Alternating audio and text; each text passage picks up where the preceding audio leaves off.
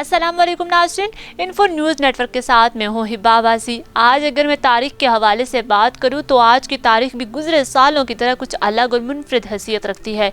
शायद आप नहीं जानते होंगे, पर मैंने सोचा कि आपको बता दूं। यकीनन आपको भी हैरानी होगी मेरी तरह इस तारीख की। अगर पाकिस्तान के हवाले से बात करूं तो पाकिस्तान के लिए काफ़ी अच्छी माजी में भी साबित रही और आज भी अच्छी हो रही है। सबसे पहले मैं अगर पड़ोसी मुल्क की बात करूं तो 27 फरवरी को पाकिस्तानी फ़ज़ाइया के लड़ाका हथियारों ने भारत को भरपूर जवाब देते हुए दरअंदाजी की कोशिश करने पर 2 भारतीय हथियारे मार गिराए थे और एक पायलट विंग कमांडर अभिनंदन को गिरफ्तार किया था, जिसे बाद जज्बा खैर सगाली के तहत रहा कर दिया गया था। 27 फरवरी ये तारीख पाकिस्तान के लिए खुशकिस्मती का बायस होगी। आज तो सुपर लीग का फाइनल है और आज के मैच में तमाशाइयों के पास स्टेडियम में चाय का एक कप होना चाहिए। आज इंडिया को भी दिखा दे कि हमारे यहाँ क्रिकेट भी हो रही है और हम दिफाही तौर पर भी मजबूत हैं। आज का दिन इंडिया की जलन में और भी इजाफे का दिन होना चाहिए कॉफी पीने की, जिसमें स्टीव स्मिथ हाथ में जो है कॉफी का कप पकड़ के साथ ही तस्वीर बनवा रहे हैं और इसका मतलब है कि कॉफी इज फैंटास्टिक। तो फिर 27 फरवरी का दिन पाकिस्तानी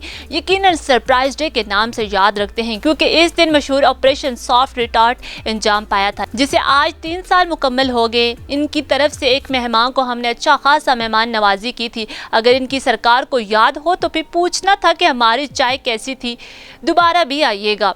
और आज PSL का फाइनल मैच भी है और इस मैच के शौकीन काफ़ी खुश भी दिखाई दे रहे हैं कि लाहौर कलंदर्स जीतेगी या मुल्तान सुल्तान ट्रॉफी ले उड़ेगा। इसके साथ ऑस्ट्रेलिया की टीम का दौरा भी है और आज कितने साल बाद पाकिस्तान की सरजमीन पर ऑस्ट्रेलिया और पाकिस्तान का मैच देखने को भी मिलेगा। ऑस्ट्रेलिया की फुल स्ट्रेंथ क्रिकेट टीम 24 बरस बाद पाकिस्तान के दौरे पर पहुंच गई है। ऑस्ट्रेलियन टीम इस्लामाबाद पहुंची, जहाँ पाकिस्तान क्रिकेट बोर्ड के हुकाम ने मेहमान टीम का इस्तकबाल किया, जिस पर पाकिस्तानी अवाम काफ़ी खुश दिखाई दे रहे हैं, क्योंकि आज का संडे सुपर संडे है। इसके बाद PP का लॉन्ग मार्च भी है। अब तो आप जान गए होंगे कि अगर दुनिया के हवाले से बात करूं तो बुरी खबर भी है। ये तारीख उन मुल्कों के लिए जिनमें जंग का तनाज़ा चल रहा है, जैसे कि यूक्रेन और रूस की जंग के लिहाज से भी, लेकिन उनके लिए भी हम दुआ गो हैं कि ताकि उनकी जंग ख़त्म हो और वो भी अमन के साथ ज़िंदगी बसर कर सकें। फिल वक्त के लिए इतना ही, मुझे दीजिए इजाज़त। मिलेंगे किसी और वीडियो के साथ, तब तक के लिए अल्लाह हाफिज़।